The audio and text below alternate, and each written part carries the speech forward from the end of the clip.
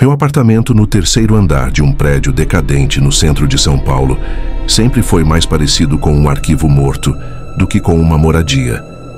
Pilhas de livros formavam torres instáveis pelos cantos. Manuscritos amarelados cobriam cada mesa, e o ar tinha o cheiro inconfundível de papel envelhecido, misturado com café requentado. Era 23 de outubro de 2023, uma segunda-feira como qualquer outra na minha vida, de doutorando em História Medieval, até que encontrei aquele pacote. Ele estava encostado na minha porta quando cheguei do trabalho na biblioteca da USP. Não havia remetente, apenas meu nome escrito em uma caligrafia que parecia saída de outro século. O papel pardo tinha uma textura estranha, quase orgânica, e ao toque deixava meus dedos oleosos. Dentro havia um livro. Não qualquer livro. Eu reconheci imediatamente a encadernação em couro humano. Sim, humano. Eu tinha experiência suficiente com manuscritos medievais para identificar a textura característica e os poros distribuídos de maneira diferente do couro animal. A capa não trazia título, apenas um símbolo gravado a ferro. O selo maior de Salomão, com seus 2 triângulos entrelaçados, formando a estrela de 6 pontas, cercada por caracteres em hebraico, latim e uma terceira língua que eu não consegui identificar. Minhas mãos tremeram quando o abri.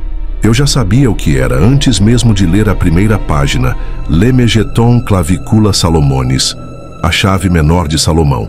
Mas esta versão era diferente de qualquer outra que eu já tinha visto. As margens estavam cobertas de anotações, em pelo menos 5 idiomas, algumas recentes, outras antigas, a ponto de terem se fundido ao pergaminho. E havia uma seção inédita, um ritual completo para invocar não apenas um, mas múltiplos demônios da hierarquia goética ao mesmo tempo. O texto alternava entre latim medieval, aramaico, grego koiné e algo que lembrava enoquiano corrompido. Eu passei horas sobre ele, dividido entre minha formação acadêmica e o fascínio mórbido que o manuscrito exercia. Segundo o Grimório, existiam 72 demônios na hierarquia goética, cada um com suas funções e métodos de invocação. Mas esta versão falava do Congresso dos 9, um ritual para invocar 9 deles simultaneamente. Os nomes eram familiares: Paimon, o rei do conhecimento proibido; Bael, senhor da invisibilidade; Asmodeus, príncipe da luxúria e dos segredos; Belet, comandante de 85 legiões; Purson, revelador de tesouros ocultos; Vini, destruidor de muralhas; Balan, o de 3 cabeças que vê passado, presente e futuro; Zagan, o alquimista que transforma água em vinho e sangue em ouro; Belial, o sem-mestre, mais antigo que o próprio Salomão. As instruções eram claras: 9 dias de preparação, jejum parcial, abstinência, meditação sobre os selos e um círculo de proteção cuja geometria não admitia erros. Um detalhe errado significaria morte, ou algo pior. Naquele silêncio, do meu apartamento eu ri sozinho. Como historiador, sabia que grimórios eram em grande parte fantasia medieval. Mas como explicar aquele livro? O pergaminho parecia do século XIII, embora as anotações mais recentes não tivessem mais de algumas semanas. Foi então que encontrei um envelope colado à contracapa. Dentro, uma carta escrita à mão. Dr. Mendes, seu trabalho sobre práticas ocultistas na Península Ibérica não passou despercebido. Poucos possuem seu conhecimento de latim, hebraico e árabe, essencial para interpretar corretamente este texto. O que tem em mãos é o último exemplar completo do verdadeiro Lemegeton. Foi de John Dee, depois de Aleister Crowley e, mais recentemente, do professor Edward Kelly, de Praga, desaparecido há 3 meses. Você fornecerá as provas que o mundo acadêmico precisa. Não tente nos contatar. Observaremos de longe. PS. Na página 72, a palavra não é sanguis, sangue, mas sanguinários, aquele sedento por sangue. Isso muda tudo. Eu reli a carta várias vezes. Quase certamente se referia a Argenteum. Astrum, a ordem de Crowley. Mas eles não existiam mais. Existiam? Voltei à página 72. A correção fazia sentido e mudava radicalmente o ritual. Não era apenas oferecer sangue. Era invocar as manifestações sedentas por sangue dos demônios, suas formas mais perigosas. E ali sozinho eu percebi, minha vida jamais seria a mesma depois daquele pacote. Passei a noite seguinte mergulhado em pesquisas. O nome que aparecia na carta, Edward Kelly, não era invenção. De fato, ele era professor em Praga, especialista em misticismo judaico-cristão, desaparecido em julho. O que me arrepiou foi descobrir os detalhes policiais. Seu escritório fora encontrado intacto, exceto pelas paredes, cobertas repetidamente com o mesmo símbolo, feito em giz, carvão e, em alguns pontos, em sangue. Se o manuscrito realmente passara pelas mãos de Dee e Crowley e agora de Kelly, eu estava segurando algo além da compreensão. E então, uma ideia perigosa começou a se formar na minha mente. E se eu fizesse o ritual? Não por crença, mas por documentação. Com câmeras, gravadores, sensores, eu poderia registrar tudo, mesmo que nada acontecesse, e minha parte racional insistia que nada aconteceria, ainda assim seria um material antropológico inestimável. Fiz uma lista de tudo o que precisaria para o círculo de proteção.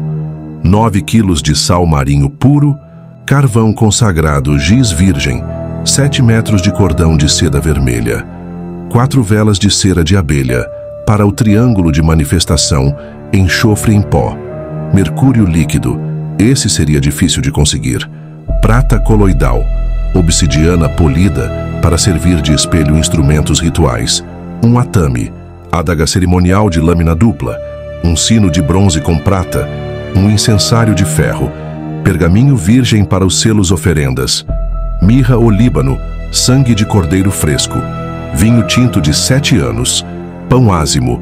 Eu sabia que conseguir mercúrio seria arriscado, mas tinha contatos no departamento de química dispostos a me ajudar sem fazer perguntas. Enquanto reunia os materiais, os dias começaram a mudar. Minhas noites eram povoadas por sonhos intensos. Torres de obsidiana sob céus vermelhos, vozes em línguas mortas, olhos incontáveis me observando do escuro. Na vigília, também não encontrava descanso. Às vezes, sombras se moviam contra a luz. Às vezes eu ouvia sussurros em latim arcaico vindos de cômodos vazios. No quarto dia, quando treinava os símbolos dos selos em pergaminho, recebi um e-mail de um remetente anônimo. Apenas uma frase. Kelly também achou que era apenas pesquisa acadêmica. Anexado havia um vídeo. Eu hesitei antes de abrir. A gravação parecia de uma câmera de segurança, mostrando Kelly em um porão. Ele desenhava símbolos no chão, acendia velas, começava a cantar. Por longos minutos, nada. Até que todas as velas se apagaram ao mesmo tempo. Sua respiração ficou visível, como se a temperatura tivesse despencado. E então, no triângulo de manifestação, uma fumaça densa começou a se mover. Rostos impossíveis, garras, asas. Kelly gritava, não de medo, mas de êxtase. A câmera se distorceu, estática tomou conta da imagem, mas antes de acabar, vi uma massa de escuridão viscosa avançando sobre a lente. Assisti 6 vezes. Procurei sinais de fraude. Não encontrei nada. Naquele instante, percebi. Eu estava seguindo os mesmos passos de Kelly, e já não havia como voltar atrás. 1 de outubro, Halloween. Eu não escolhi a data por superstição, mas por conveniência. Era feriado na universidade, e ninguém sentiria minha falta por alguns dias. O local escolhido foi o porão de um prédio abandonado na Rua Augusta, o mesmo onde anos antes eu já havia feito alguns experimentos durante o mestrado. O zelador, seu Joaquim, me devia favores, e não fez perguntas quando me viu entrando com caixas de equipamento. Passei o dia inteiro preparando o ambiente. Primeiro, varri o chão de concreto. Depois, pintei 3 camadas de tinta branca para criar uma base limpa. O círculo de proteção levou 4 horas. Cada símbolo em hebraico e latim precisava estar perfeito. Eu sabia que um único erro seria fatal. O triângulo de manifestação foi colocado a exatos 3 metros do círculo, voltado para o norte verdadeiro. Dentro dele, posicionei o espelho de obsidiana, cercado pelos selos dos 9 demônios, desenhados em pergaminho com tinta misturada ao meu próprio sangue. Às 23 horas, tudo estava pronto. 4 câmeras em tripés, gravadores digitais, um medidor de campo eletromagnético, termômetro infravermelho. Nada escaparia. Vesti o robe negro de linho puro, peguei o grimório e cruzei a linha de sal. No mesmo instante, senti uma mudança no ar. Como atravessar uma cortina invisível. Acendi as velas com fósforos de madeira. O incenso de mirra e olíbano se espalhou pelo porão. Abri o grimório na página marcada e comecei a recitar. Per, Adonai Elohim, Adonai Jeová, Adonai Sabaoth, Metraton Nonagla. As palavras fluíam com naturalidade como se algo me guiasse. O termômetro mostrava. A temperatura havia caído 8 graus em menos de 1 minuto. Continuei chamando um a um. Eu te conjuro, Paimon, rei do oeste, portador do conhecimento proibido. Manifesta-te, o selo de Paimon brilhou em dourado doentio. Eu te conjuro, Baal, senhor de 66 legiões. Manifesta-te, o segundo selo acendeu em vermelho sangue, e assim invoquei cada um dos 9. Com cada nome, a sala mergulhava mais no frio. As velas tremiam sem vento, o detector enlouquecia. Quando chamei Belial, o último, o ar se tornou espesso. Respirar exigia esforço. As sombras nos cantos do porão se aprofundaram, virando poços de escuridão absoluta. E então eles vieram. Primeiro os sussurros, línguas que antecediam Babel, algumas ásperas, outras melodiosas. O espelho de obsidiana começou a ondular como água. O rosto de Paimon emergiu. Eu não conseguia descrevê-lo em termos humanos. Homem, camelo, réptil, todos sobrepostos em ângulos impossíveis. Sua coroa parecia feita de estrelas mortas. Por que nos chamas, filho do pó? Sua voz ecoava dentro do meu crânio. Conheces o preço do conhecimento que buscas? Antes que eu pudesse responder, os outros se manifestaram. Baal surgiu em 3 formas simultâneas, homem, gato e sapo. Asmodeus oscilava entre beleza e horror. Belet chegou montado em algo que lembrava um cavalo de múltiplas pernas, cujos cascos eram mãos humanas. Purson falou com voz de vento, passando por ossos. Não foste preparado adequadamente. Onde está o pacto? Onde está o sacrifício? Vini testava a barreira do triângulo. Onde tocava, o ar fervia. Balaam, com suas 3 cabeças, disse em uníssono. Ele pensa que o círculo o protegerá. Mostramos a verdade? Foi nesse momento que eu percebi. Havia um erro no círculo. Um detalhe mínimo, quase imperceptível. Eu havia escrito Shin em vez de Sim. A diferença de um ponto Zagan riu, o som de vidro quebrando ao contrário. Sempre há um erro, sempre há uma porta. E então, Belial disse a frase que me congelou até os ossos. Tu nos invocaste com teu próprio sangue. Isso não é apenas um chamado, é um convite, e nós aceitamos. O primeiro a atravessar a falha do círculo foi Asmodeus. Não fisicamente. Eles ainda precisavam de permissão para se manifestar por completo, mas sua essência escorreu como óleo através da rachadura que eu havia deixado. Eu senti imediatamente. Cada pecado, cada desejo obscuro que já tivera subiu à superfície de uma vez só. O ódio secreto pelo meu irmão mais bem-sucedido, a vez em que desejei a morte do meu orientador, as fantasias violentas que eu nunca admitiria em voz alta, tudo amplificado, multiplicado até me sufocar. As máscaras caem, sussurrou Asmodeus dentro da minha mente. Não resista. A honestidade sobre a tua verdadeira natureza é o primeiro passo para a transcendência. Meus joelhos cederam e o grimório escorregou das minhas mãos. Ele se abriu sozinho em uma página que eu juro nunca ter visto antes. O texto estava em português moderno, como se o livro tivesse se adaptado a mim. Protocolo de emergência. Quando o Congresso dos 9 é estabelecido sem pacto prévio, o invocador tem 3 opções. Aceitar a possessão completa por um dos 9, tornando-se receptáculo permanente.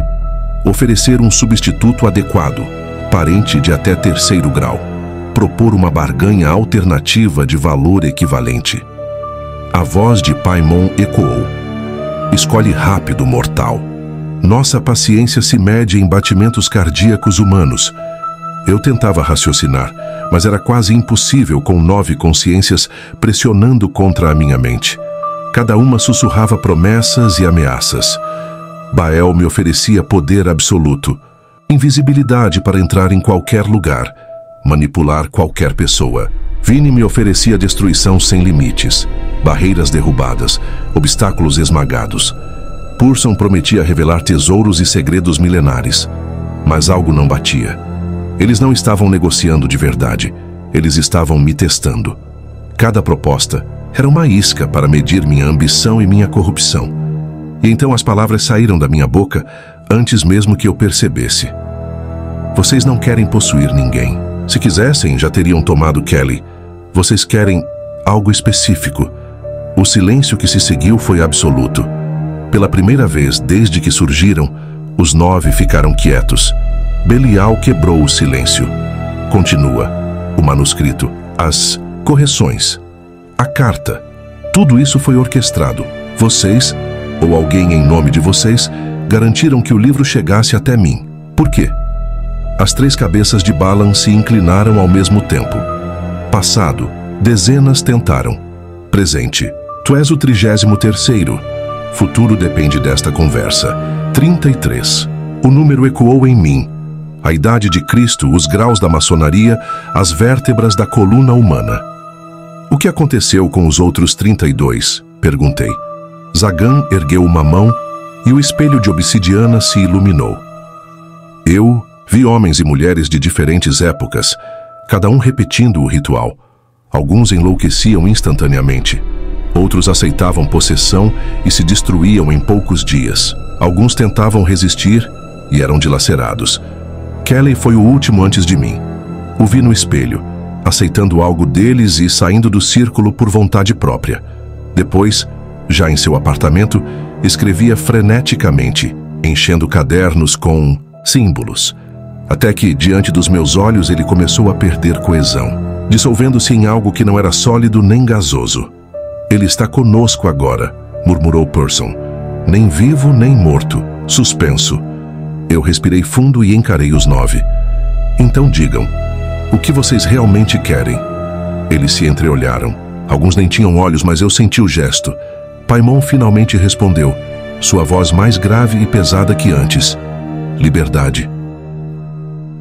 A palavra ecoou no ar como um trovão contido. Liberdade. Eu fiquei imóvel. Demônios. Pedindo liberdade. Não poder, não sangue, não servos. Liberdade. Paimon falou de novo, e sua voz, que antes parecia cortante, agora tinha um tom quase melancólico. Não somos o que os teus textos sagrados descrevem. Somos mais antigos que Salomão. Mais antigos que o teu Deus único. Somos os Elohim, o plural que os escribas tentaram esconder nos seus primeiros textos. As palavras dele me fizeram tremer. Eu conhecia aquela referência. O Gênesis, onde estava escrito, façamos o homem à nossa imagem. O plural sempre intrigara estudiosos. Bellet prosseguiu. Quando Salomão nos prendeu com seus selos, não foi poder divino. Foi traição. Ele usou rituais roubados de sacerdotes da deusa Asherá, que o povo dele escolheu esquecer. Asmodeus completou, sua presença oscilando entre luz e trevas. Os 72 da Goetia não são demônios. Nós éramos deuses, guardiões de 72 nações antigas, vencidos, difamados, aprisionados. Minha mente girava, séculos de tradição ocultista, invertidos, distorcidos, redefinidos diante de mim. Não mentira, disse Balaam, lendo meus pensamentos. Perspectiva. Para os vencedores somos monstros, para nós prisioneiros de guerra. Vini ergueu seus membros retorcidos para o triângulo de manifestação. Cada selo que vocês desenham, cada invocação, fortalece nossas correntes. Vocês nos puxam através de filtros que distorcem o que somos, obrigando-nos a aparecer, como os monstros que esperam ver. Eu os encarei com atenção, tentando olhar além daquilo que eu esperava ver. E foi então que percebi. Sob a máscara grotesca havia outra forma. Figuras humanoides, radiantes, antigas, cansadas. Prisões de carne e percepção distorcida. Minha voz saiu fraca. E o que isso tem a ver comigo? Com 33? Belial. Respondeu. O contrato de Salomão continha uma cláusula. Se 33 humanos em sequência realizassem o ritual verdadeiro e, por livre escolha, optassem por não nos comandar, mas nos libertar, os selos se quebrariam. Eu engoli, seco. E os outros 32? Zagan moveu uma mão e o espelho voltou a mostrar imagens. Homens e mulheres ao longo dos séculos, cada um no mesmo dilema. Todos falharam. Uns se perderam na ganância, outros na loucura, outros tentaram enganar os Elohim. Todos escolheram errado, disse Purson. Aceitaram poder, conhecimento, barganhas. Mas nenhum disse a única coisa necessária. Minha respiração se acelerou. E o que é necessário? Paimon inclinou-se, e sua voz preencheu o porão inteiro. Simplesmente dizer: vocês são livres. O silêncio que se seguiu foi absoluto. Até os gravadores pararam de vibrar. Eu entendi, naquele instante. Todo o ritual, os materiais raros, os séculos de preparações e de manipulações. Nada daquilo tinha a ver com magia. Era um teste, não de poder, mas de caráter. E então uma dúvida queimou em mim. Se eu disser as palavras, se eu os libertar, o que acontece com o mundo? Zagan soltou uma gargalhada amarga. Olhe ao redor, filho do pó. Guerras, pragas, destruição, ódio institucionalizado. Isso aconteceu sob o domínio do Deus único. Você teme que possamos fazer pior? Paimon me encarou com olhos antigos, como estrelas mortas. Não buscamos vingança. Só queremos existir, sem correntes. Alguns de nós partirão. Outros talvez fiquem para ajudar. Mas liberdade nunca vem com garantias. Belial falou por último, e suas palavras pesaram como chumbo na minha mente. A escolha não é entre bem e mal. É entre liberdade e segurança, entre mudança e estagnação, entre pluralidade e uniformidade. Escolhe. Eu respirei fundo. Minhas mãos tremiam. O círculo, o triângulo, as velas. De repente tudo me pareceu um teatro. Um jogo de símbolos que só tinham poder porque acreditávamos neles. Foi então que eu fiz o impensável. Saí do círculo. Não, sei se foi coragem ou puro cansaço. Mas se eles iam me matar, que fosse de pé, não encolhido atrás de linhas de sal. Nada aconteceu. Eles permaneceram lá, dentro do triângulo, apenas me observando. Foi quando percebi. Vocês poderiam ter saído a qualquer momento, não é? O círculo, o triângulo, nada disso realmente os prende. Paimon sorriu e sua voz soou quase didática. Correto, mas as regras do jogo devem ser respeitadas. Vocês acreditam que os símbolos nos aprisionam e nós nos comportamos de acordo. A realidade é consensual. Me aproximei do triângulo. De perto comecei a ver além da distorção. Paimon não era monstruoso. Era majestoso, imenso, antigo como o próprio universo. Seus olhos haviam testemunhado o nascimento de galáxias. Minha voz saiu trêmula, mas firme. Mostrem-me. Não metáforas, não símbolos. A verdade. Balão estendeu uma de suas cabeças. Eu toquei sua testa e fui arrastado. Vi a Terra jovem, quando os continentes ainda eram um só. Vi civilizações mais antigas que qualquer arqueólogo ousaria supor.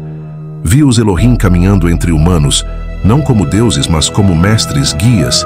Cada um protegia uma tribo, uma cultura. Vi a chegada de uma nova consciência, arrogante, única, suprema.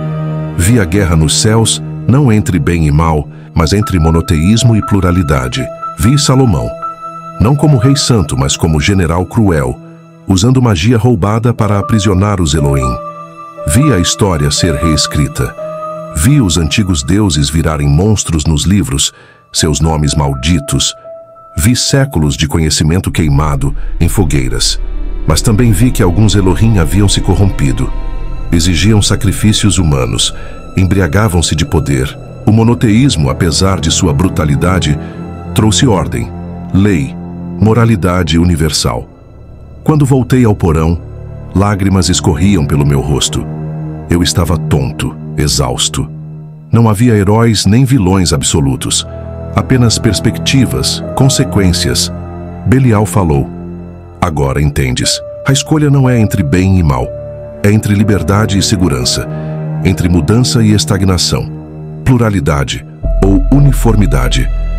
Eu fiquei em silêncio. As câmeras me observavam. O grimório tremia no chão como se respirasse. Eu sabia, qualquer decisão minha mudaria não apenas a minha vida, mas talvez o destino do mundo. E ainda assim, eu precisava escolher.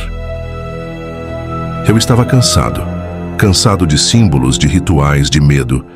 Cansado de me esconder atrás de círculos. Peguei o grimório. Ele se abriu sozinho na última página, onde o ritual de liberação parecia me aguardar. As palavras em latim queimavam na minha mente. Respirei fundo e li em voz alta: Per libertatem arbitri mei, et per jus antiquum quod vocatur misericordia, vos dimitto.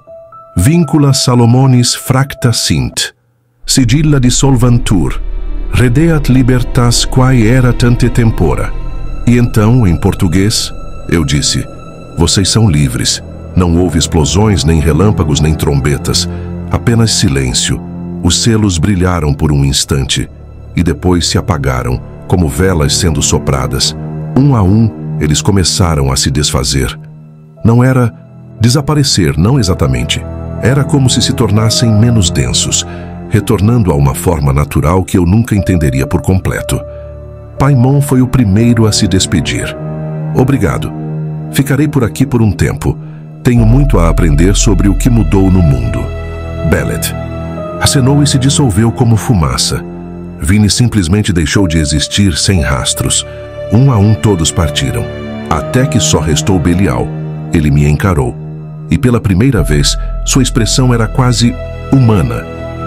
Foste sábio ao pedir responsabilidade mútua. Mas entende, agora também és responsável.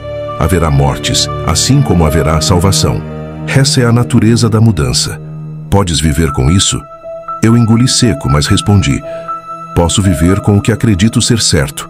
Não posso viver tentando controlar todos os resultados. Belial sorriu. Então talvez ainda haja esperança para nós e para vocês. E desapareceu. Fiquei sozinho no porão. O grimório em minhas mãos agora estava em branco, como se todo o poder tivesse se esgotado. As câmeras estavam mortas, os gravadores cheios apenas de estática. O medidor de campo eletromagnético havia queimado. Nenhuma prova. Nunca haveria. Sorri amargamente. Como acadêmico, aquilo me destruía, mas como homem, eu sabia que algumas verdades eram grandes demais para caber em artigos ou defesas de tese. Subi as escadas e saí para a Rua Augusta. O sol nascia, e São Paulo despertava como se nada tivesse acontecido. Carros, buzinas, pessoas indo trabalhar. E eu me perguntava, o mundo havia mudado? Ou só eu? Nunca publiquei nada sobre o ritual. Oficialmente, declarei que o manuscrito era uma falsificação do século XIX. Minha banca aceitou a versão sem questionar.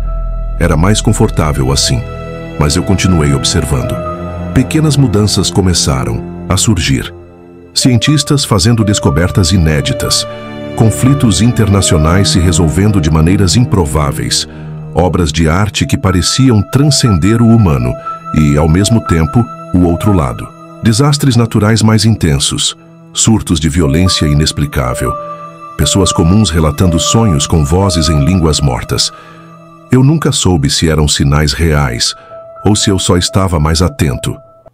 Uma manhã, encontrei um envelope sob minha porta. A mesma caligrafia da carta inicial. Dentro apenas uma folha. Dr. Mendes, obrigado. O equilíbrio foi restaurado, mas não completo. Existem ainda 39 outros aprisionamentos em outras tradições, esperando por seus libertadores. Quando estiver pronto, entre em contato. P. Guardei a carta numa gaveta trancada, junto com o grimório em branco. Por fora, continuo sendo apenas um professor de história medieval, um acadêmico cético, mas nas madrugadas silenciosas, olhando pela janela do meu apartamento, Às vezes, eu juro ver figuras antigas caminhando pela cidade. E nos meus sonhos, vozes esquecidas ainda me agradecem. Eu sei o que fiz. Eu quebrei o último selo de Salomão, e o fim de uma era foi apenas o começo de outra. Se gostou da história, compartilhe, se inscreva e ative o sininho. Obrigado e até a próxima.